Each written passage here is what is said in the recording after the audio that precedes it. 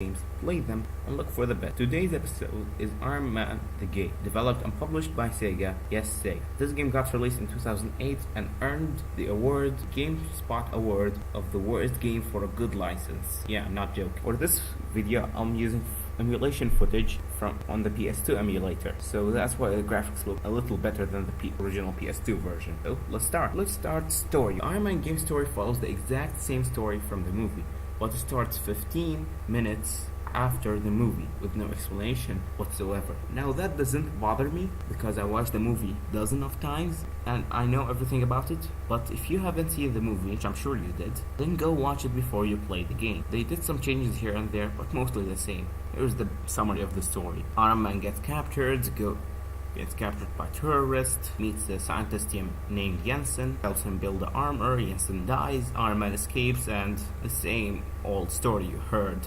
dozens and dozens of times in comic books, movies, and everything. So the story is the same thing from a movie, so the story is good. Best thing about this game. Now how the game looks is very lame for 2008. The graphics look really lame, especially on the PS2 version. If it was in 2002 or 2005, I would understand because it's early PS2 game, they're still discovering how the PS2 works, but no, they had to make the graphics as lame as possible. When you are in the level, the graphics look a little decent, but the cutscenes look literally like a pre-alpha game. But I forgive them for that. Why? Because I know they had limited time to develop the game, they focused on gameplay more than cutscenes, which is a good move by Sega. And remember, Sega had limited budget in the 2000s due to the failure of the Dream, but I'll save this topic for another video. Gameplay wise, this game plays decently. Yeah, the gameplay is slow, especially in the first level because you can't move faster.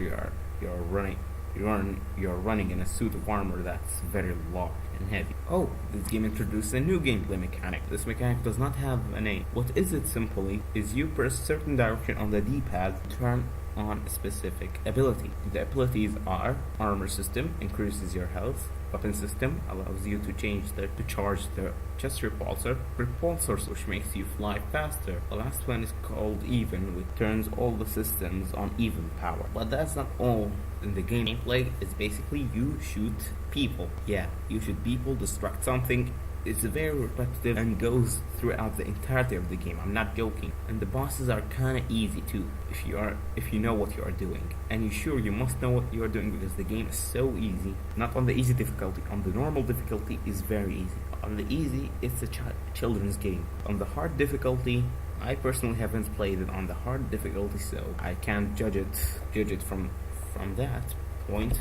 But it is a little lacking on the gameplay. You can shoot, destroy tanks with a special move, and fly, do whatever Iron Man does. But there is a new feature that I personally love. This game uses lives, which is unique because this is a 2008 game. Lives died in 2008 games. It was your health bar's down, you're done. You need to restart from a checkpoint. Now you can do a system they call hard recovery. What is it basically? Is you press certain buttons on your controller to recover your life. If you mispress a button, you use one of your 4 lives and you lose all of your 4 lives, your mission fails. Now the game at the end can get very hard, not only repetitive but hard. Yeah, previously I said it was easy. Yeah, from the first level it sounds easy, but when you get to the last 2 levels, damn, they are hard, very hard, because you can't do anything. Just enemies keep shooting at you, keep shooting. You don't know what to do. So gameplay is repetitive, starts off really easily and ends off really hard. The PS3 version, we don't have to talk about this one. The PS3 and Xbox 360 versions had better graphics, but enemies keep spawning, keep spawning non-stop, which kinda made people dizzy. And that's why nobody plays the PS. If you like Iron Man and you want a game, play the PS2, PC, or Wii versions, and do not touch the PS3 and Xbox 360 versions. Overall, the game isn't the absolute worst I have seen, but still has its issues. And the game has a completion bonus. And guess what is it? The Silver Centurion armor, which is good. The armors are the greatest thing about the game. But I said the story is the greatest thing, but the story is basically copied from the movie, so we won't count this as a pro.